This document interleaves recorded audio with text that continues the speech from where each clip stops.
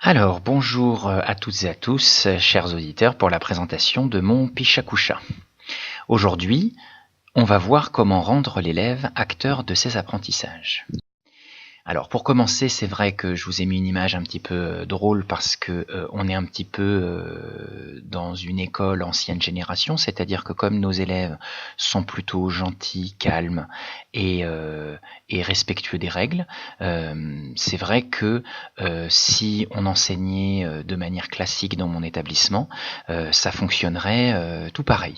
Donc c'est vrai que si on avait des élèves acteurs un petit peu de leurs apprentissages, ça changerait un petit peu. Donc c'est vrai que le collège dans lequel j'exerce fonctionne plutôt bien avec de bons indicateurs de réussite, des élèves sympathiques et une équipe d'enseignants professionnels et pédagogues. Cependant, je constate que l'élève est sage et assidu, écoute le professeur et est donc passif. Retient-il beaucoup d'éléments à la fin de sa scolarité? C'est la question que je me pose. J'aimerais donc changer ce paradigme en mettant l'élève au centre des apprentissages.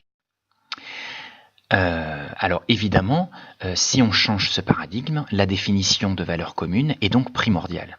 Ça tombe bien, cette année, dans notre établissement, on doit refaire le projet d'établissement. Et donc pour cela, nous allons agir sur plusieurs éléments: place de l'élève en classe, interaction entre élèves, et avec le ou les professeurs, accompagnement, évaluation, etc. Évidemment, il va falloir fédérer le maximum de personnes, car si les adultes ne s'accordent pas sur ces valeurs, l'élève sera perdu et ne saura pas se positionner et s'impliquer.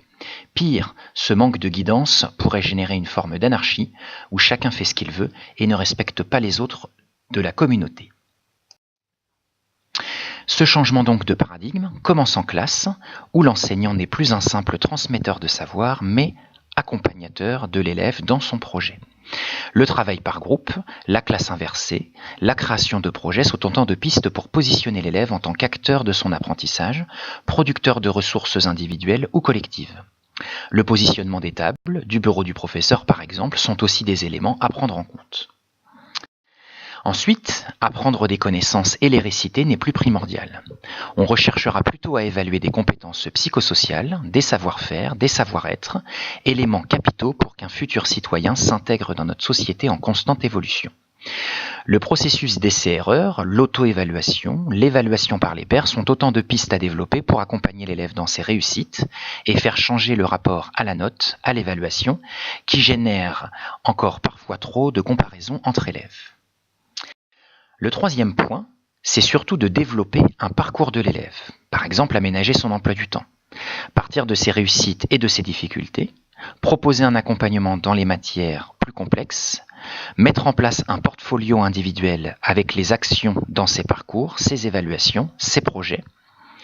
Bref, tout cela qui lui permettra de s'impliquer davantage dans ses apprentissages. Enfin, quatrième point, il s'agit d'un projet globalisant, mais pas seulement dans la classe. Et donc, la vie de collégien va également se jouer sur la cour de récréation, au self, dans les instances, dans les interactions qu'il aura avec les autres élèves et les adultes de l'établissement.